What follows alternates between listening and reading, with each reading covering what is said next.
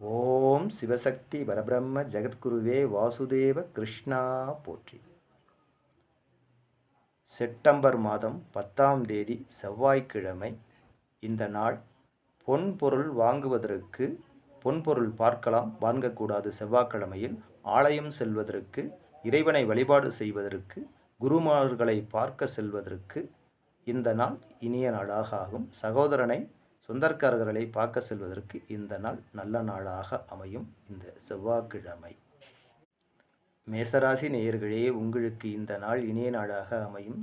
செல்வம் நிலையில் ஏற்படுவதற்கு, வண்டி வாகனத்தை பார்த்து செல்வதற்கு சற்று வேகத்தை கம்மியாக போக வேண்டும். வேகமாக போகக்கூடாது. பொறுமையாக பார்த்து செல்ல வேண்டும். இந்த தொழில் உங்களுக்கு சொந்த தொழில் இனியாக வரும். புதிய தொழில் ஆரம்பிக்க, பேச்சுவார்த்தையை நடத்துவதற்கு, புதிய தொழில் புதிதாக ஆரம்பிப்பதற்கு இந்த மேசராசி நேயர்களுக்கு இந்த நாள் இனிய நாளாக அமையும்.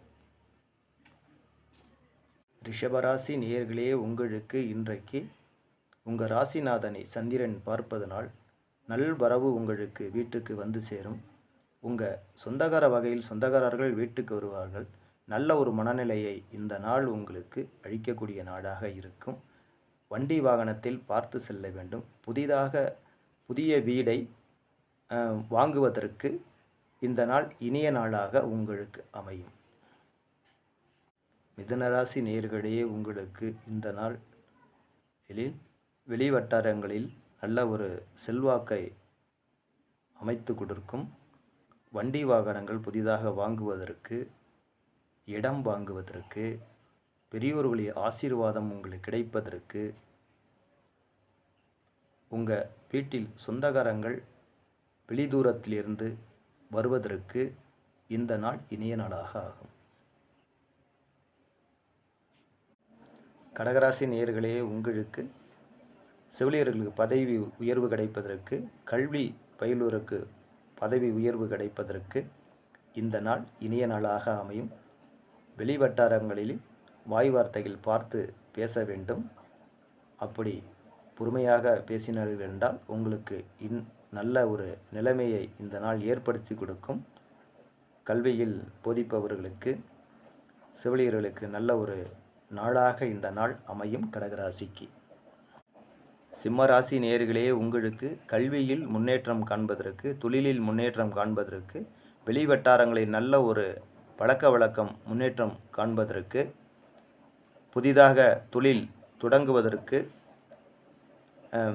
வண்டி வாகனங்களில் பழைய வண்டியை வாங்கி புதிதாக புதுப்பித்து கொடுப்பதற்கு இந்த நாள் உங்களுக்கு இனிய நாளாக ஆகும். கன்னிராசி நேயர்களே, உங்களுக்கு நினைத்த காரியம் இன்றைக்கு நடக்கும். கிரகங்கள் நல்ல ஒரு வலுவற்று இருப்பதனால் கன்னிராசி நேயர்களுக்கு எந்த காரியங்கள் நினைத்தாலும், பொன்பொருள் வகையில் நினைத்தாலும், ஆடை ஆபரணங்கள் நினைத்தாலும், வண்டி வாகனங்கள் புதிதாக வாங்கணும் நினைத்தாலும், பெரியோருடைய ஆசீர்வாதங்கள், பணம் வெளியில் கேட்டு வாங்குவதற்கு நல்ல ஒரு வருமானத்தை கொடுக்கக்கூடிய கன்னிராசி நேயர்களுக்கு இந்த நாள் இனிய நாளாக ஆகும். துளாராசி நேயர்களே, உங்களுக்கு இன்றைக்கு 3 கிரகங்கள் 12ஆம் இடத்தில் இருப்பதனால் இன்றைக்கு உங்களுக்கு நல்ல ஒரு வரவாக இந்த நாள் அமையும்.